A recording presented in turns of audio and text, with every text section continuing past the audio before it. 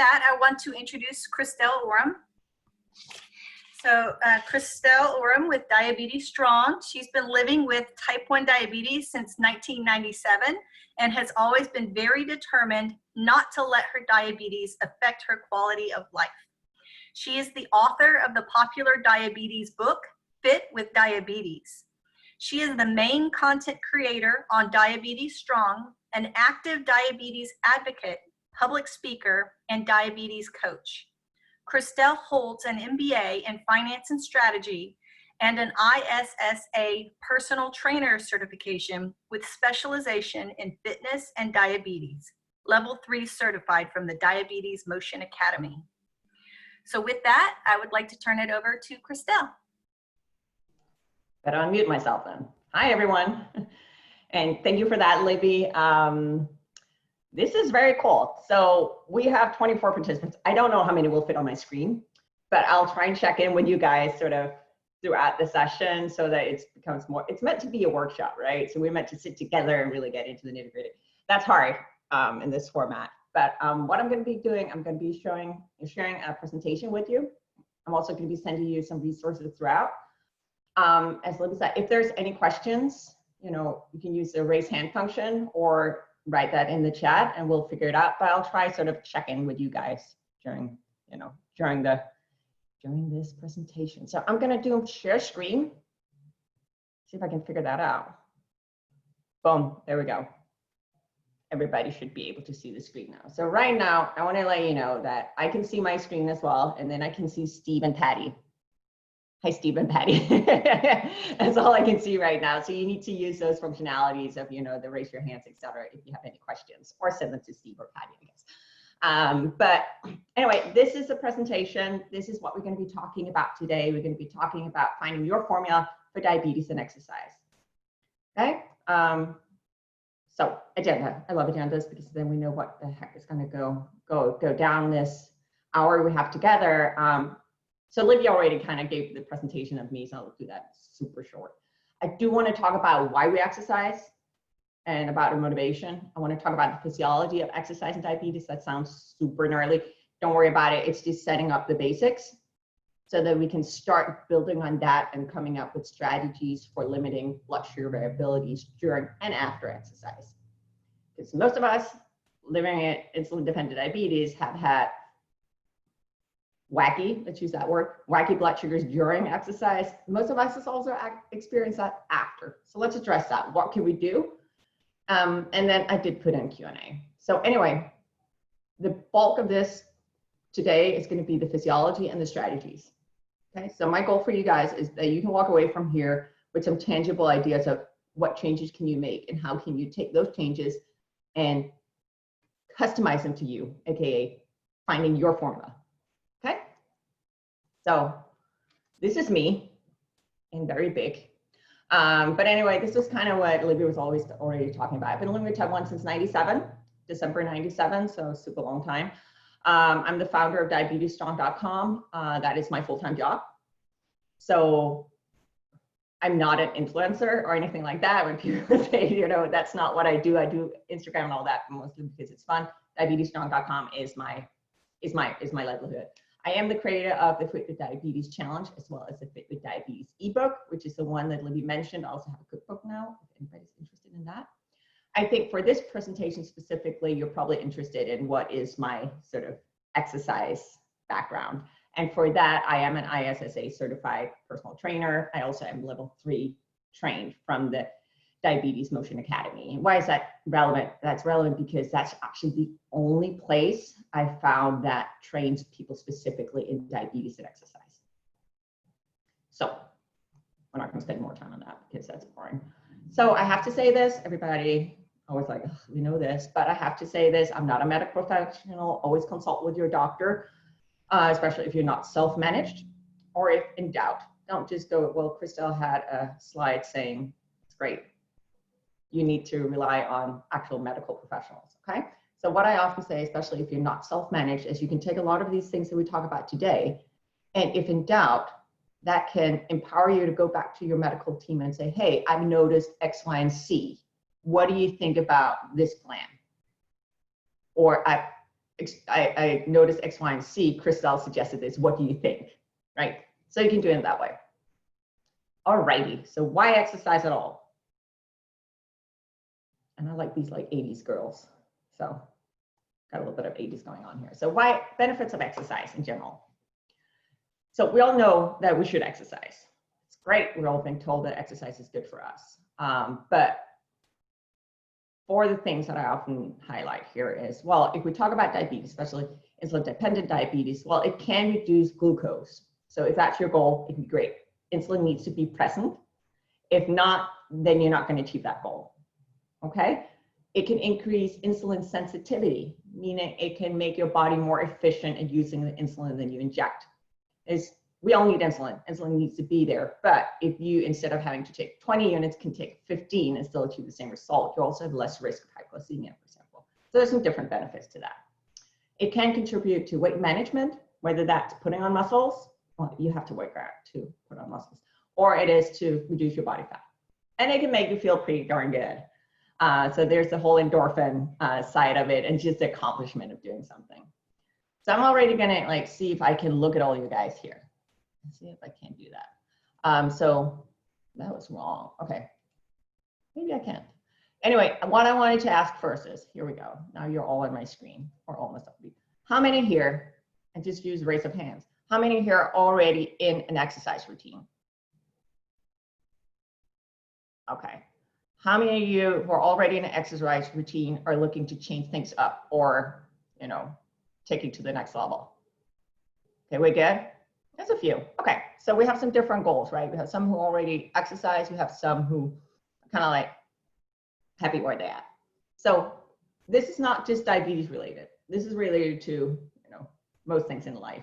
There's different ways that we can talk about motivation in regards to how do you stick with things, how do you establish new routines. Why is this important? This is important because there's, in this essence, two ways of doing it, right? There's through positive motivation, and there's through negative motivation. And I just want to spend a brief minute talking to you about this because positive motivation is what's going to make you stick with it. Negative motivation is, it might get your butt off the couch for the first day. It might even make you stick with it for a week or a little bit more, but it doesn't have the potential for you to create sustainable habits. It does have the potential of creating really negative self-talk and negative self-perception. So just go a little bit more into what is positive motivation. Positive motivation means relying on how you feel when you've done something. So for example, if we talk about exercise, well, I know how good I feel when I've exercised, right? I know how positive an impact it has on my diabetes management. These are just two examples for me. So finding a positive motivation is something I really would encourage you all to do when it comes to diabetes, as well as exercise for that matter. And really, that's the hard part. Finding a negative motivation is easy. You know, we can all figure out something like, oh, the examples I put on here, you know, I'm afraid what people are going to say if I don't do this, or I feel disgusted with, you know, not being able to run up the stairs, or something that's not positively rooted. It's just not going to stick. So working on that mindset, put down here in the bottom, is really important. And then just working on some, I've been there as well, have this perception of exercise as punishment. You know, trying to change that perspective and seeing it more of, you know, this is something that we can use to achieve something positive. And basically out here to the right, you have a little quote. It's from like a ladies magazine, you know, it's like a health magazine or something like that. That usually doesn't have any useful to say whatsoever, but I kind of like this one because basically what she's saying here, it's a coach saying that we need to rely, exactly as I said before, on the outcome. How do we feel after? We can't expect to, right off the bat at least, love the sweat, love the raised heartbeat and all of that. It'll come in time, but we have to rely on how does it make us feel. Okay, hope that makes sense. Promise to not bore you more with that. Moving on into the depths of the things. Okay, so I should stop first and say, does anybody have any questions? Are we good? See, Jamie is moving his head. Now you're on my screen as well, Jamie. So I see ya. Alrighty. So talking about the physiology. So there's 4 pillars, and I'm going to go through all 4 of them. Okay. First one is understanding the different types of exercise. Why is that important? It's important because different types of exercise in general have different blood sugar reactions. Again, that's important because then we can start to look at strategies for different types of exercise. And when we've done that, we have the strategic framework. Then we can build on that and say, okay, how does that impact you?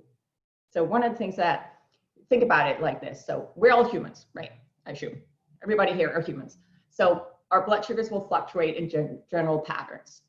Okay, they'll all fluctuate. So if we go to Target, we most likely go down. I'll explain why. But you know, it's just an example. But how much it'll decrease your blood sugar will depend on you and your bodies, your physiology. So that's where we have to go in and find your formula. Okay, so it's general, personal. So let's dig into that. So what is exercise? In its base form, there's 2 types of exercise. There's aerobic, I need my mouse. Aerobic exercise over here on the left-hand side, and there's anaerobic exercise over here on your right-hand side.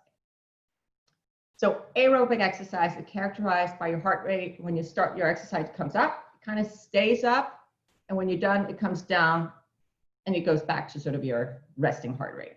Okay, so that's that, you know, the little hat we have going on over here to the left.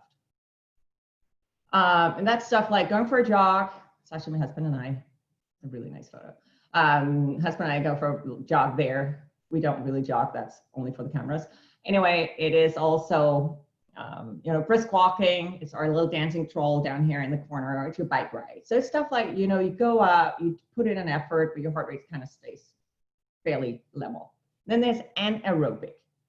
Anaerobic are those types of exercise where it looks like shark teeth here. So it's where you go and you give it all you can for a limited amount of time because you cannot sustain that kind of activity for longer time. So that's why your heart rate comes all the way up, and then you have to take a breather and comes down. You build up again, then you push all that you can. So we get these like peaks, right? And often this type of exercise is resistance training. Me in the pink bra there. Resistance training often falls in that bucket. Sprint training, that doesn't have to be on a track, it can be swimming, it can be anything, actually anything that's sprint related. And then I put it I love burpees as a representation of like your CrossFit or your boot camp classes and stuff like that. Again, these are the 2 sort of clear forms of exercise. Most of us do some sort of combination, but we need to look at it in their clear form first. Okay. So I wanted to show you this. This is kind of fun. This is me. This is my heart rate.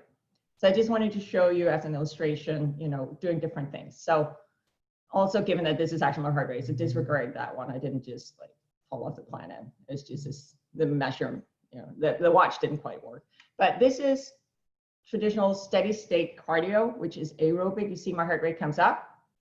Where did my mouse go? My heart rate comes up. It kind of stays up. Of course, it's not going to be flat because I'm not a machine. So it comes up, and once I was done, it came down, right? Another one is high intensity training. You see my heart rate sort of came up. I don't know how I could keep it that high. That's probably inaccurate, but it kind of just stayed high, and then I forgot to turn it off when I was done. Anyway, it's just again to show you. And then we have the anaerobic. You see the peaks here. It's not the beautiful like shark teeth because again, I'm not a machine, but you can kind of get a visual of what does anaerobic training look like. So if you look at your heart rate monitor, this is kind of going to give you a feel for it. And you can also just listen to your breath or feel, you know, if you're pushing all you can, have to take a break, then you're probably doing anaerobic training. So why is all this important? As I said, that was actually pillar 1. Pillar 2. Pillar 2, actually, again, I forget to stop. I also talk too much. Anyway, so any questions to the exercise types? We're good? We're good. I'm looking at you. So FYI. Okay, so why is this relevant? So aerobic exercise, again, when heart rate comes up, stays up, have a tendency to make blood sugars drop. Different levels of dropping, but it tends to drop during the activity. Usually it starts to drop like 10, 15, For some people, 20 minutes, half an hour in. How much, again, will depend on you. And usually when we're done, blood sugars will flatten out. Some people start to see a little bit of a creep, but for most people, it will start to flatten out. Okay, this is your target as well. Target is cardio, going to target. The other one was the anaerobic. Again, push ourselves really hard. That can have a different blood sugar impact. Some people will stay fairly flat. Some people will see the blood sugar start to rise during anaerobic training. For the most part, their blood sugars will come, for some people, crashing down after. I don't know if you can see my mouse right now, but over here. These are two very different reactions, right? So most people kind of know about the aerobic, kind of notice that their blood sugars drop when they go for a walk or a run or something. A lot of people don't know about this. Oh, sorry, jumping ahead. Most people don't know about this, okay, or haven't been educated about, well, what do you do? But given that we have two different reactions, that also calls for different strategies, okay? So there's two levers we can pull in regards to managing our blood sugars during and after exercise. Only two. There's carbohydrates and there's our insulin. Many people, including myself, was only trained in how to adjust carbohydrates. I got that pamphlet back when I started to exercise saying, just eat 15 grams of carbs. Like, that's great. That's all the guidance I got. I don't know if anyone else, some people are nodding their head. Somebody heard that as well, right? The thing is, if you know, and we'll go further into how to implement this, but if you know that you keep going low during a type of exercise, yes, you can increase your carbs, or you could think about moderating your medication, your insulins, right? So, and if you know that you tend to go high, maybe you need to go the other way. Maybe you need to think about increasing your insulin, right? It's not always about pulling, it's about adjusting to whatever your body needs, okay? So two levers we can pull, not just one, there's two. Okay. How much we're gonna pull them and how it's gonna impact us differs. So this slide I love because it was made by Gary Shiner and he's awesome. If you don't know him, look him up. He's the author of Think Like a Pancreas. Anyway, you know, we're all told, so the 150 minutes of exercise recommendation is not just for people living with diabetes, for everyone. It's a US recommendation. So there's all these recommendations saying, hey, you need to exercise, you know, every 3 days, don't go more than 2 days. Reality is not everybody can do that.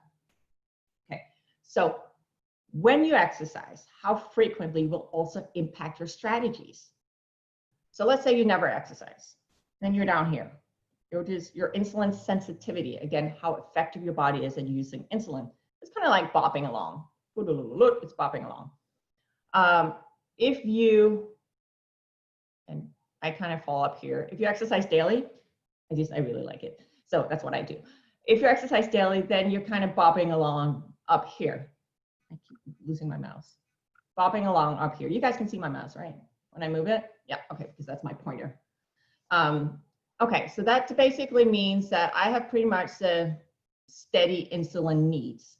If you don't have time to do that, or you're not as nuts as I am, which is completely fair, because I do know it's a little, yeah, it's a lot. Anyway, if you can work out, let's say 3 times a week, that's great. That just means that you need to think about how that impacts your insulin sensitivity again. Let's say that you work out Monday, your insulin sensitivity goes through the roof. It's like, it's roaring, right? Might be roaring overnight. What does that mean? You're at higher risk of going low overnight, right? So you might need to think about that basal insulin. Again, we'll talk more about how. And then as you bop into Tuesday, your insulin sensitivity is coming down. Wednesday morning, it's pretty low. And then you go to the gym and you go all out again. We have this up again. That doesn't mean that you shouldn't exercise every 3 days. It just means that if you don't exercise daily, you need to think about this. You need to start implementing that. You might need, if you're on a pump, you might need a different basal rate for days after your activity than days where you're inactive.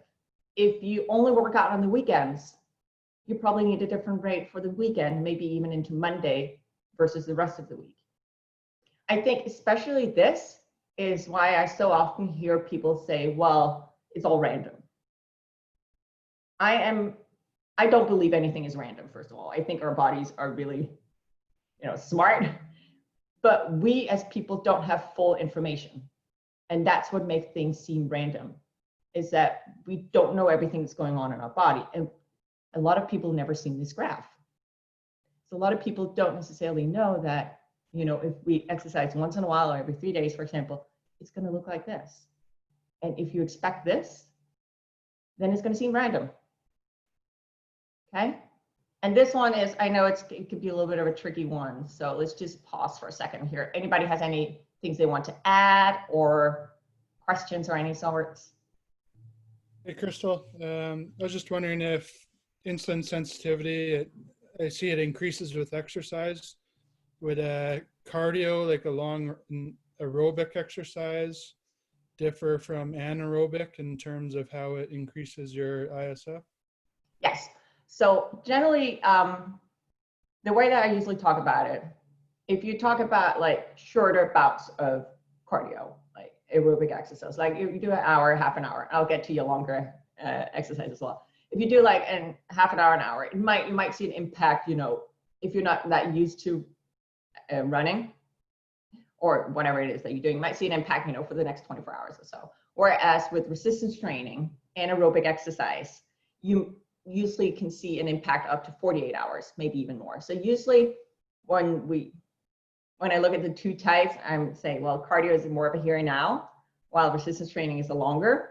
I keep saying resistance training. I'm sorry, I'm so hardwired. Anaerobic exercise. Whereas if we talk about endurance sports, which is a longer hike, a longer run, a longer bike ride, something like that, can deplete your glucose deposits in your muscles so much that you probably see a more significant impact on your insulin sensitivity. Okay, thank you. Okay, so it's different levels. And again, it also depends, because if you're doing a long bike ride 3 times a week, your body's kind of used to it. It's fascinating, but our bodies adapt.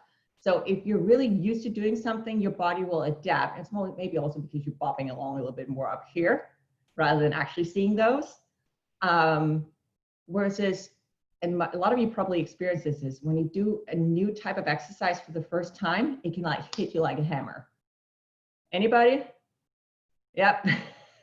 I mean, that happens to me as well. I gotta do something new. I'm like, holy cow, this kind of really hit me hard. And that's just because my body's not used to it and it's trying to, adapt to it. That also means that that's actually one of the reasons why we want to change up our habits once in a while, especially if you are looking to increase your insulin sensitivity sort of over time.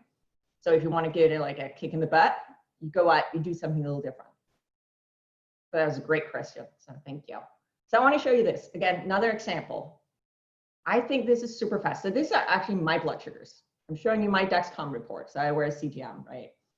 And why I think this is interesting is this is like textbook kind of what I was telling you about. Okay, so this is a nuts day. This is not my average day. This was a nuts day. I was getting trained as a instructor in like something called strong by Zumba, which is a HIIT class, so high intensity class. Okay, so I woke up at 7 and I didn't eat a lot for some reason. Anyway, I'm being honest here. So I took a full bolus, meaning I took all the, my recommended dose for my breakfast. Again, when I talk bolus, that is that rapid acting insulin. I take them on an MDI, multiple daily injections. When I say basal, I'm talking about my long acting insulin. Okay, I know most of you know that, but just so we're making sure that we're all on the same page. So my blood sugars are like bopping it along pretty nicely, right 100. So that's if there's, hey, wait a minute, let me just ask, anyone here who thinks in millimole per liter? Yep, okay, I'll translate that. That's about 5.5. So it's a really pretty, I would say pretty blood sugars. Not that there's good blood sugars, but it's a pretty blood sugar. Anyway, I start our first HIIT workout at 10. So HIIT high intensity means we go stop, go stop. Look at my blood sugars. Remember how I said for some people, they'll see an increase? Look at that, it just goes all the way up over my line. I think my line, no, you guys are kind of away from my line. Yeah, I think I was at 180 at that point. So it goes up. I didn't do anything about it in the sense I did not take a correction. It came down by itself. Remember how I talked about anaerobic exercise make blood sugars come up, and sometimes it come like really hard down after. It could only do that because I still had insulin on board, right? But it came down by itself. Then for lunch, I had 20 grams of carbs. I did half of my usual bolus. Why did I do that? I did that because I knew I was going to exercise more. Remember, there's the 2 levers. So I was pushing carbs, but I was also pulling insulin. And then we exercised for 2 hours. And that actually went pretty well. Look at that. Bopping along again around 100, 5.5. So that's pretty good. And then after, I decided to have 20 grams of carbs, and I did a full bolus. That was not so smart in the sense that, again, I know all this theory, but I'm human. And sometimes we make mistakes, and I took a full bolus, which I shouldn't have because my insulin sensitivity. After, I don't do this every day, as I said. And when you do something new, your insulin sensitivity go like explode, right? So basically, that was way too much, and I ended up sitting in my car in the parking lot eating a lot of glucose tabs before I could drive home. Again, textbook, I make mistakes as well. Okay. So that was the theory of why things happen. And before we go into, okay, what can you actually do about it, which is a little bit more detailed technique, I want to briefly stop. Any questions? Am I making a lot of sense today? That's awesome. Good. Good, good, good. Excellent. Okay. So I'm like, talk about strategies. So read this. Please don't. Please don't. This is, I'll go through the details with you. So when I first saw this, my eyes like glazed over. So as up until January 2017, I think that's 17 I have up there, right? Until January 17, there was no official guidelines except for eat 15 grams of carbs on how people living with insulin-dependent diabetes could manage their blood sugars for exercise longer than 30 minutes. You know, I kind of figured it out. A lot of people did, but there was no official guidelines. I think that's also why a lot of our doctors were not able to really guide us because they didn't have anything they could go off. Anyway, this, if you want to read it, please do. It's really good. It's in the Lancet. You can see down here of endocrinology from 17. If you don't want to read all of that, you just read this slide instead. Okay, and I'll walk you through it. So basically what this is how to adjust or how to pull those 2 levers for exercise depending on if you're MDI, you're on a pump, fasted or non-fasting. So let me just ask you, I know a few of you I can't see, but can we do raise of hand? How many are on pumps? If you're not comfortable, okay. How many are on MDI? We have a few. Okay, so we have a few of both. Then I'm going to go through both of them. I see Mirza. Some. I'm going to go through both. So if you're fasting, fasting means that you can actually be fasting in the afternoon in the sense that if you haven't eaten or taken any rapid acting insulin for the last 4 hours, and I know pumpers, your basal is rapid acting insulin, but now we're talking about boluses, right? If you haven't done anything for the last 4 hours, we're talking about you being fasting. I choose 4 hours because that's on average how long insulin is active in the body. If you know, last time I gave this presentation in Los Angeles, somebody was like, I know my insulin lasts me 3 hours and 47 minutes. It's like, that's great. If you know that detail level, that's what you use, okay? Yeah, that was pretty amazing. I was like, dang, somebody's paying attention more than I do, I guess. So I say 4 hours. Okay, so if you're on an insulin pump, okay, the general recommendation is that you reduce your basal insulin with 50, up to 80%, up to 90 minutes before. That's a huge range.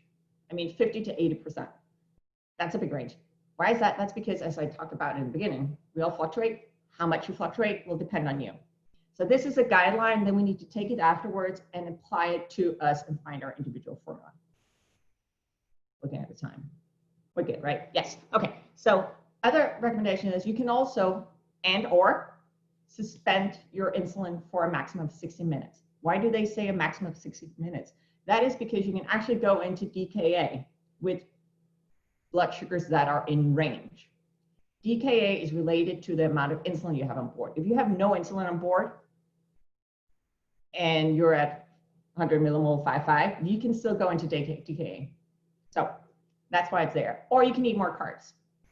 I kind of like that they put that in the bottom, but like that is also an option. If you're doing, my personal perspective is, if you're doing 30 minutes to 60 minutes of cardio, aerobic exercise, you shouldn't need to carb up. You shouldn't need to drink a liter of Gatorade. You can choose to, but you shouldn't have to, okay? If you work on these things. Is it easy? No. Can it be done? Yes. Okay? And remember, this presentation is going to be available online, so you can get these numbers. If on MDIs, multiple daily injections, it's a little bit more limited what we can do. Again, I'm MDI as well. We can do a basal reduction for longer duration exercise. So that's back to your question before, Jamie, about, you know, duration exercise? That's not the right word. Anyway, longer bouts of exercise. But for most people, you'll see that your basal insulins don't get as impacted by exercise as the rapid acting insulin. So most people will be able to go out, for example, do half an hour cardio in the morning and not have to do anything if you're on MDI. Simply because it's the rapid acting insulin that gets hypercharged by exercise. Or you can eat more carbs. And then there's the after. If you have a meal within 90 minutes of exercise, you should reduce your, most likely need to reduce your bolus. Again, remember that's what I forgot to do. So I ended up sitting in the car eating glucose tabs. Alrighty, or you can do a basal overnight reduction.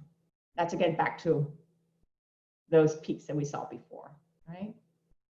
Not, oh, I keep clicking on that, sorry. Not fasting. Well, you have, basically, that means that you eat, right? So what they say is, well, you can reduce your bolus, so the amount of insulin you take with your meal, by 25 to 75%. Again, back to that graph of my blood sugars during that insane exercise day. What I did was I reduced my insulin for that meal by 50%, and that kind of worked out. Or you can eat even more carbs. And you still need to do the basal reductions. Okay, so I want to talk a little bit more about basal, especially for you pumpers, not especially, for you pumpers. Because when you think about, well, how much insulin do you need on board for a certain type of exercise? So IOB, active insulin on board. It will depend on you. How to think about it is, so this is an illustrative purposes. You guys are guinea pigs. I never showed this slide to anyone before, so it's new. So let's see if it works. But I want to talk to you about this because when you look at your pumps, it will say IOB, whatever. Let's say it says IOB 2. Those two are related to how many boluses, any bolus you've taken within the last 3 to 5 hours, depending on the setting on your pump. So let's say it's set to insulin lasts 4 hours, just because you know I like the 4-hour time range. The IOB on there will only be for the boluses that you've taken within that time frame. However, your pumps are giving you insulin in the form of rapid acting insulin dripping throughout the 24 hours. That's your basal. That's rapid acting insulin. Rapid acting insulin gets impacted by exercise. Okay, so that's why the guidelines talk about reducing your basal. Because if most of those people that I end up working with who go like, well, I always go low and they're on a pump, it's because they haven't adjusted their basal enough or haven't adjusted their basal at all. Okay, so this is illustrative purposes only. So this is imagining a 6-hour view. So this is 6 hours. And then I'm assuming this person is getting 1 unit per hour of basal insulin. Okay, so it's dripping 1 unit of Humalog or Novolog or whatever into the bloodstream. How do you then calculate how much that is on average? You do that by saying, let's again assume 4 hours. What you've been given within the last hour, you still have 100% left off. The hour before that, you have 75% left off. The hour before that, 50. The hour before that, 25. So that's the calculation you see up here. Again, you'll have access to this, but this is basically saying that by that, I know that on average, this person has 2.5 units bopping along an hour. Most people who are new to exercise, or most people in general, 2.5 units will be too much for doing an hour of like jogging, for example. Most people I've encountered, not everyone, but most people will go low if they have 2.5 units left in their body from the basal. So what does that mean? That again means we can eat or we can do something about that basal, right? So visually, let's say that we do a suspension for 1 hour. So here I'm saying, okay, let's say that we suspend here. So this hour is suspended, right? So that basically means that your pump is not giving you any basal insulin for an hour. Visually, it would look something like that. Again, it's illustrative. So, but what it would mean if you want to calculate it, let's calculate it first because calculation is fine. It's the same calculation before, 100%, 75%, 50%, 25%. But now I'm taking out that 1 unit that we would have 100% left off. That means that after hour 2, instead of the 2.5 units, we're down to about 1.5 unit here. So that tells us, okay, that's how much we left. What it also tells us is that if I suspend right before I go for my half-hour jog, it would hardly have hit me, that suspension, before I'm done and home. It probably won't do you much good in regards to reducing the risk of lows. So if you have an issue with going low and you want to try out suspensions, maybe do it an hour before so that when you start your run, you're here. Make sense? And it's okay to say if it doesn't. Again, this is a new slide. I've been trying to like draw it in the air every time I explain this, and that is like way less effective. So the other one would be, let's say that we want to do a basal reduction, meaning that, you know, the example I'm using here is let's say that we cut down the basal for 2 hours in 50%. Calculations are the same for that first hour and the second hour. Now I cut it back by 50%. And that would mean that after hour 2, I would have 2 units on board. That's more than a 1.5, but that might be what I need. And after hour 3, I would have 1.6. What's interesting about that is, look at the tail. So first of all, it's flatter, but it's also longer, right? So let's say that you did this and you're done with your 1 hour. Let's say you started there and you do 1 hour cardio here, whatever that is, running, Zumba class, dancing, and you're done. That might be the right solution for not going low during that class, but some, my mouse disappeared again. Anyway, a lot of people then come to me, but well, I'm going high after. Well, often that's because your insulin sensitivity might be increased, but you're used to getting 2.5. Now you're getting way less. So now you actually have too little insulin on board, or you're just sitting around. So you might need to take a little bit of a correction bolus or up your basal just a little bit to get it back until the 2.5, sorry. I don't know where the 2.0 came. Okay, so while we just digest that for a second. Anyone has experimented with something similar like this? Not really? Okay. Not really. Okay. That just means that we all learned something new today. So that's cool. And even if you decide that this is not what you want to do, that's totally fine. Just know that you can add carbohydrates in. Right? Again, 2 levers. So I wanted to do some case example. I just want to, again, this is not basal. This is based on me because I can always talk about me. And I, again, am on MDI. I wear a CTM. I exercise regularly. So you know what that means? That means we don't have these, but we have a Premier flatter one. Let's say that I want to go for a 7 a.m. jog, 30 minutes. I haven't eaten anything. My blood sugar is 107 milligrams per deciliter. I don't know why I chose that number. That's very specific. But anyway, it's about 5.9 millimole per liter. I don't have any insulin on board. What are the things that you guys what would you consider other than what you see right there in regards to which kind of strategy? Anyone? What type of exercise are you doing? Yes. Is it just, you know, steady state jog? Am I doing sprints, for sure. What kind of dawn phenomenon you tend to have? I like that. So basically, you know, how much do I see my blood sugars rise by themselves in the morning? Anything else? Certainly want to be prepared for anything, so I always have glucose tabs on me. Yes, love that for sure. Definitely. How did you sleep the night before, which might tie into the dawn That's- phenomena with the hormones? Yeah, definitely. Also, if you, as a woman, where you are cycle-wise. Yes, love that. To those who don't know yet or haven't quite been able to figure it out, for guys, it doesn't really matter for you. But throughout our circle as a woman, our insulin sensitivity will fluctuate. So most of us are really insulin resistant up to our period. And then all of that, when our hormones, when our period starts and all those hormones come out. Yeah, exactly. You're crashing down the other way. So that's always fun. Also Can the be a little emotional hard to state you're in. Yeah. Or Yeah. have you been stressed? Or have you been sick? Yeah. So all of these things tie in. And I would say probably for me, the most important thing is how do I usually react if I do something like this, right? I said I exercise regularly. What usually happens? And base it off of that. And then of course also take all the 17 other things in that we just talked about. So definitely. So, and I can tell you what I would recommend for me is I know 30 minutes is not going to do a whole lot. I might actually need a little bit insulin on board to not go high. For this one, I would probably just go for my run. If it's just a steady state run. If it is an intervals run, I would need half to whole unit on board.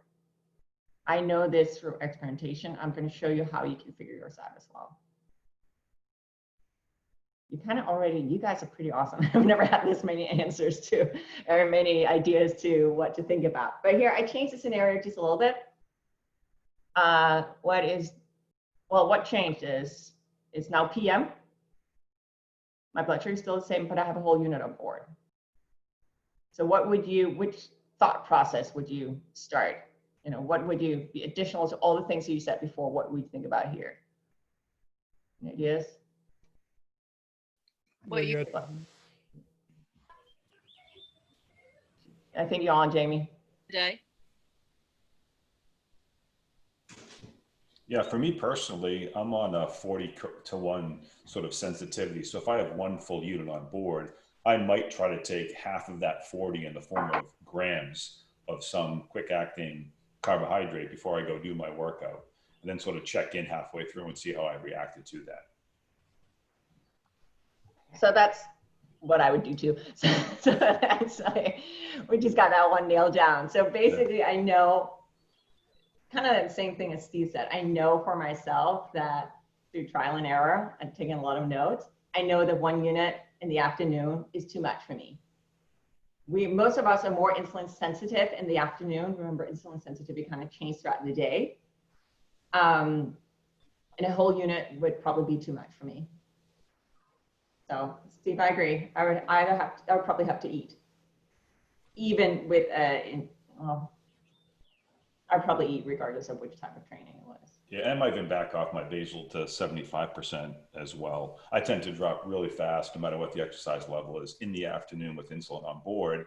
Zero insulin on board in the morning, so I can do full spin class for an hour and it'll stay steady state. So I just know what my body does depending on the time of day. And with being sort of in this COVID situation locked in, we've been doing a lot of trail hikes behind our house. And if it's afternoon and I have any insulin on board at all, it's, pack 2 bottles of glucose tablets because we're a half a mile from the house. Yeah. So I don't respond well with insulin on board. So I've kind of figured that out. Good. Well, you figured it out. That's the important thing, right? So I know that I am coming up on where Libby's going like, so let's go. So let's go. I want to take you into some more nitty gritty. So basically, how do you learn what Steve has learned, right? How do you find those details? How do you find the formula? Well, you need to be structured.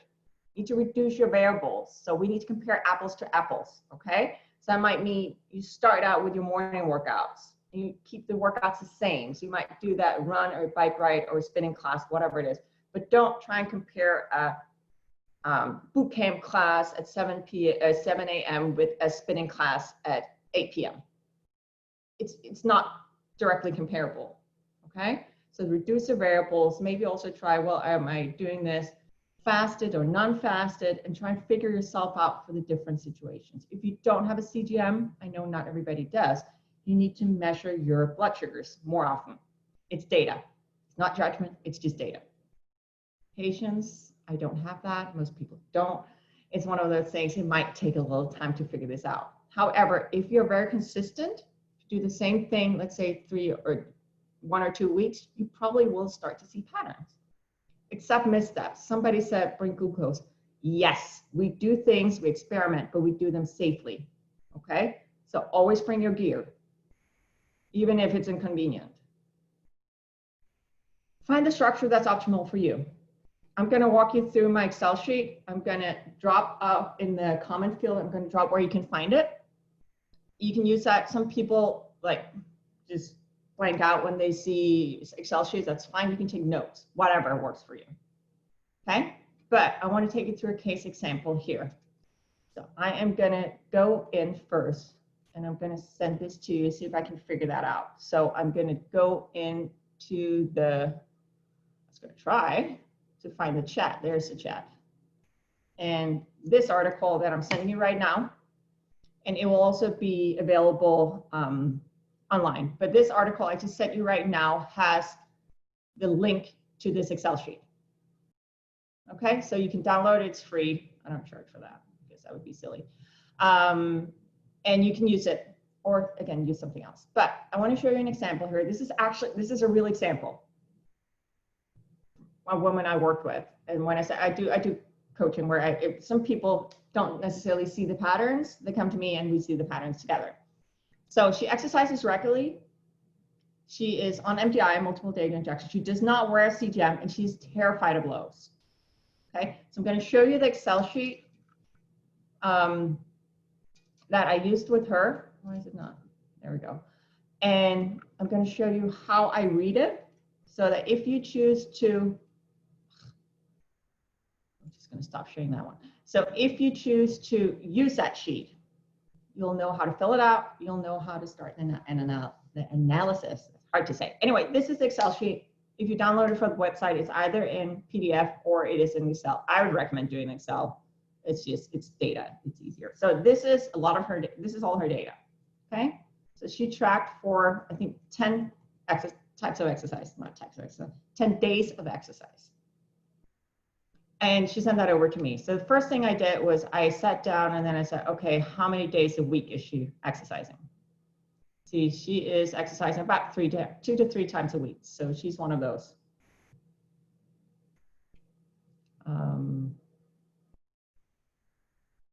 Do we have a question? Oh, somebody has to leave. Okay, all good. She's kind of doing the same type of exercise. Not kind of, she is doing the same kind of exercise. Okay, so that means we can compare things. Most days she's doing it around noon. Again, means it's the same time. Okay, so what I do is I start going through row by row and I look through, well, and I won't go through all of them because we're sitting here, we're not sitting together. But the first thing I looked at, well, the first row, for example, she's fasting. She's high, but she's afraid of high. So we're not super surprised by that, right? Her blood sugar right before her workout is 230. Divide that by 18, I have it by millimole. I can't do that right now. She has no insulin on board. During her workout, she goes up to 260. She doesn't eat until after. And basically, she ends up at 117. This is one data point. I say this is the only day of the 10 that she takes this strategy. We can't conclude anything off of one data point. What we can say is if this continues, then it would indicate that with no IOB, no active insulin for her, she will go up a little bit during her workout. The only reason why she's coming down later is that she's injecting that 1 unit. Okay. Then I go through them. Again, given time, I go through them and she's doing 4 different strategies. She's doing this, fasting, no IB. She's doing fasting with IOB about 1 to 2 hours before. She's doing food plus full dose, and she's doing full food plus full dose 2 hours before. So she's doing 4 different strategies. If I had just compared all 4 strategies in one big puddle, there would have been no patterns. The cool thing is, when we look through all these things, all these rows, and look through the days, for example, when you do fasting with no IOB, 1 to 2 hours before, meaning that the IOB is up and so the insulin is up and running, I would say when she starts her workout, when she does that, she sees a consistent small drop in her blood sugar. Not big, but small, right? So that means that I can start pulling together, and with her help, we can start pulling together recommendations for her. We can start finding her formula. Oh, I'm sharing the wrong screen. Duh. Hang on. Let's go back to share this one. Here we go. So what you see here is simply, again, 4 different strategies, and then you start to look for patterns. One data point, not a pattern. It's an indication of, well, that's something we need to explore more. So what Lisa did was she then took this and she went home and she continued experimenting with it, right? She's got, okay, she's done this enough times that if she did, I'm just gonna throw you guys down here. If she did, you know, insulin put full dose 1 to 2 hours before her workout, she actually had stable blood sugars. Doing that over and over again meant for her that she could start building some confidence, being less afraid of those lows, because now she knew that for the most part, when she implemented this strategy, that's her formula, implemented that strategy, her blood sugars would not crash. Again, she might see a little bit of a drop, but that means that she can start to get the confidence. Instead of going in with a blood sugar of 230, she might go in with a blood sugar of 200, and then she might go in with a blood sugar of 180, 160, and sort of slowly building up the confidence to not drive her blood sugars high for workouts, because she was confident in what the outcome would be. That is finding your formula. It is work. If it's done structured, it can be fairly, I hate using the word easy, but it can be fairly easy to start to find patterns. Okay, I know this is a lot. Any questions on this? Again, you'll have access to the presentations and all that. No? I have a question, Yes. if that's okay. bet. I'm wondering what suggestions you might have for, a really great takeaway for me is that generally people are more insulin sensitive in the afternoon, which is when I tend to work out. But that's just the time of day that works best for me. So that's not likely a variable that's going to change, but good to know. If I go for an hour bike ride, which I do routinely, like most days, even with, I'm on a pump, even with reducing my basal to 0 for 90 minutes before, which I understand is not recommended, but still, I can drop from, and I did the math so that I could talk in both things, from 14 to being low or 250 plus to being under 70 in that hour. So I'm like, I'm a bit at a loss. And I'm not fasting at that point because I still have insulin on board from lunch, but I've also reduced my lunch dose so that to give me that buffer. Like I'm pulling every lever other than eating, which I mean, I can right before I go, but like any other thoughts on what else could change? So let's go back to this one. So first of all, your tail insulin might be active longer in your body than 3 to 4 hours. I'm using Fias, so it's sort of like the best I can do. Yes, but it still has a tail. Right, so you're using Fias when you pump? Yeah, okay. So what you're doing right now is you're doing a suspension. You said for 90 minutes. Maybe you need to add a reduction as well. See, that one, it got a longer tail. So maybe think about it. So everything that you inject everything your pump delivers to you for those 4 hours will impact you, right? So right now you're taking out the 2 first hours. You still have this going on, plus whatever you have from lunch, right? So you can start experimenting. Well, maybe you need to do a little bit of a reduction on those. Okay. Yeah, I mean, I do, like, I lessen my, I don't want to monopolize. I'll just, one more comment and then I'll retreat. But I do take less of a basal, I mean, less of a bolus, and then shut off the basal. So I'm sort of like preloading my insulin or with my meal. But but then I'm like at 14 and that doesn't feel good, or whatever, 250 or higher. And that doesn't feel good. And it's like not good for you either. So I mean, even if I have that longer, like, I mean, the issue is probably the insulin that's on board from lunch. Could be. But that, like, I've already so underdosed that I'm over 250. So what you also could do, again, there's 2 levers, right? So if for some reason the afternoon, the food and the timing puts you in that situation, what you could do is, if you don't want to eat extra, you could take a little bit from carbs from that lunch, save them for later, and eat them before you go.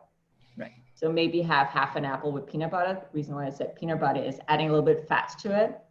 It tastes good, but it can slow down the release of that glucose into your bloodstream when we add that fat. So it's not just an in and out.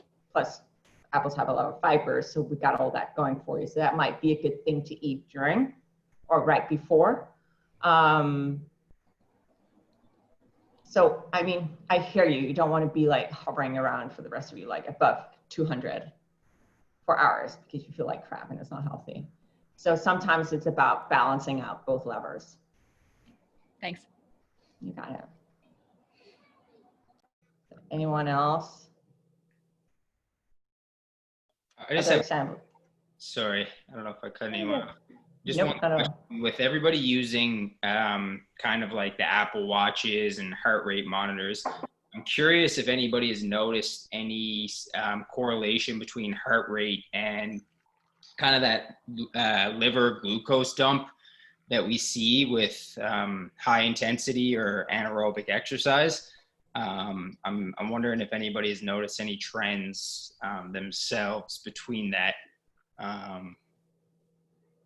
Or if anybody has, maybe you can mention it, but if not, no worries. But it's something I'm curious about because I'm looking into getting one of those devices, but I haven't yet. And I'm wondering if you might be able to almost predict or prevent yourself from going over a certain heart rate that might be tied into that glucose dump. Anyone been structured about that? No. You must have a lot of time on your hands. I mean, it's quarantine 2020, obviously. I mean, I do wear a Fitbit, and and of course my exercise regime has completely changed. But I didn't notice a big change, but I also run a very high heart rate. And I've seen some talk with some other diabetics in a couple Facebook groups that, they seem to run a high heart rate as well.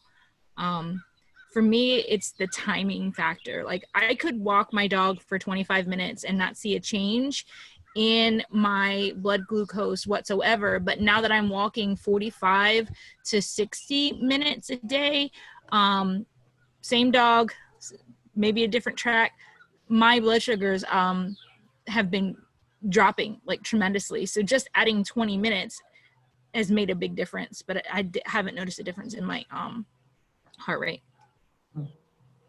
Right. Now, I guess I'm wondering if more so for like, if you ever get a blood sugar spike because of the exercise. So again, with like the high intensity, like HIIT workouts, I get them quite often, actually. I do a lot of CrossFit, and I find it tough because every day you go into the gym, the workout is different, and you can never, I can never accurately change my basal rates ahead of the workout because the workout changes from day to day.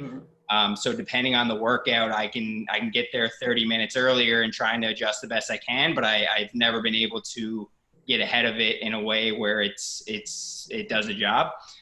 So what I end up having to do is like almost guess whether I'm going super intense for this workout or not too intense. And usually if it's something that I'm like, okay, this is going to like redline me, and I know I'm probably going to get a spike, I'll take a couple units before my workout.